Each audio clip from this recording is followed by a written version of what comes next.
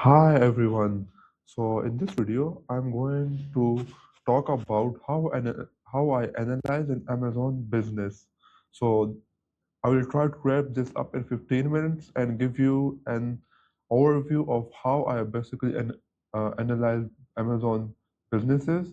So you have a better idea of what things do I look, and you can also understand how I think when I work with a brand. So actually, what most sellers are doing is they are looking at too much data.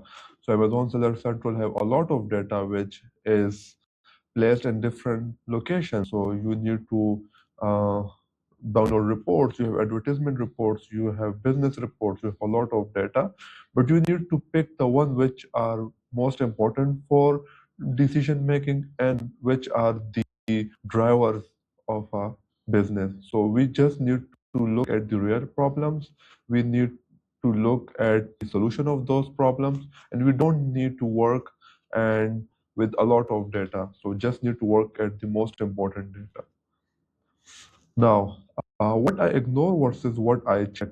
So I ignore vanity matrices. There's a lot of vanity matrices in reports. So we don't have to look for those. We just need to work on the important matrices.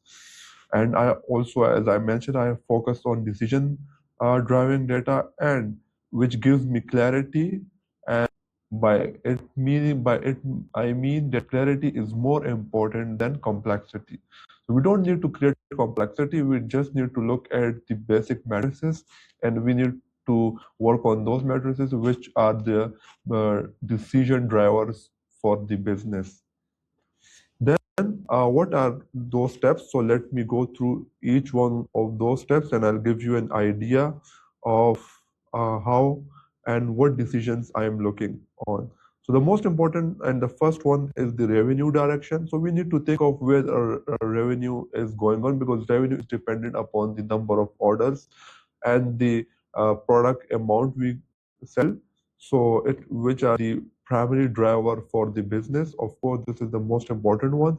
So we need to take a and see that either this revenue is a stable one or a volatile growth. Sometimes during Prime Day, let's say, or during a holiday season, there is a lot of growth, which is a volatile growth, which is not a stable one. So we need to make a decision, either this is a stable one or a volatile growth. Then there's also certain spikes or drops, as I mentioned. Sometimes the product gain a lot of attention, and we have seen a certain spike, but then there is a drop on the product immediately after the spike is finished. So we also need to look for those spikes, and we don't have to, okay, if a product is getting spiked and we just have to work on it immensely. We have to look at the life cycle of the product.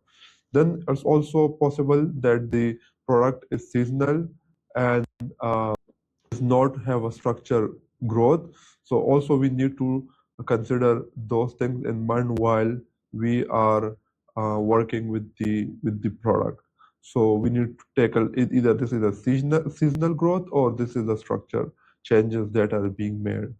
So these are a few of the considerations we need to change while working with the product.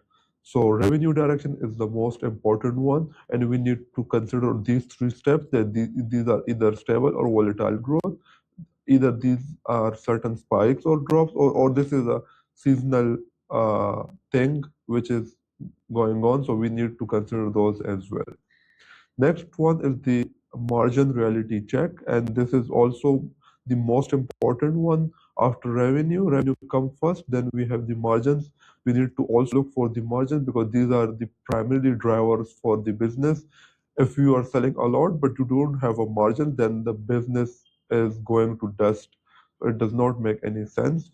So we need to look at contribution margin matters. We need to see the aid dependency, high risk, and then we have revenue, high margin problem. So these are the three important factors that I look, that whether these contributions of margins, they are either important or not.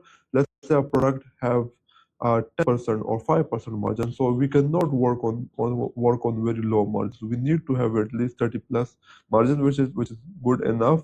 If more, then it's beneficial, but between a 30% would be a good one. Then next is that ad dependency high risk. So if we are working on ad and we try to push, then it's specifically hide those risks, and we need to look for those because the once we try to push through ad, there is a cost of acquisition attached to that product, which lower the margin. So we also need to look for those margins. Then we have the revenue, which is like revenue also hide margin problems. So if we were making $500,000, $1 million revenue, but the margins are around 5% or below 5%, then this is quite alarming. So we need to tackle those problems as soon as possible. Then PPC as a system is also the third one, which I look. So we need to have a structure PPC rather than working on tactics here and there. So it gives us a better analysis. Then we have the spend concentration risk. So there is also a spend concentration risk that whether the product is spending more or less, or if we are spending too much on one of the product, but the other one also remains unchecked, then this is also a reality check that we need to make sure that all of the product get much attention that is required. Then control matters over than ROAS. So we need to have a control over our ad spend, and where ROAS is also important, but it comes after control. Like we need to have a control on our ad spend. We know exactly where we are spending. We know exactly where the spend goes, whether this is for ranking purpose, for which type of purpose. So we need to have a structure, and under those structure, we need to have a proper budgeting. So this is also important. So PPC should be considered as a system and not for just for selling the product, because PPC never ends. If you stop PPC, then the pay per click actually, then the product is going to be dead soon. Then we also need to look at the inventory and cash flow. So we need to look for the stock coverage, we need to look for the lead time, and we need to look for the reorder logic. So this is the step 4, which is important for the business account. And we need to look for these inventory and cash flows, which is the most important one. If you're running out of inventory and you're trying to push on ads, then you will sell more, but eventually you get out of stock, and then you will have to lose your ranking. And there's a lot of side effects once you get out of stock. So we need to make sure that we have enough stock coverage. We need to make sure of the lead times. We need to make sure that reorder when we need to reorder these products.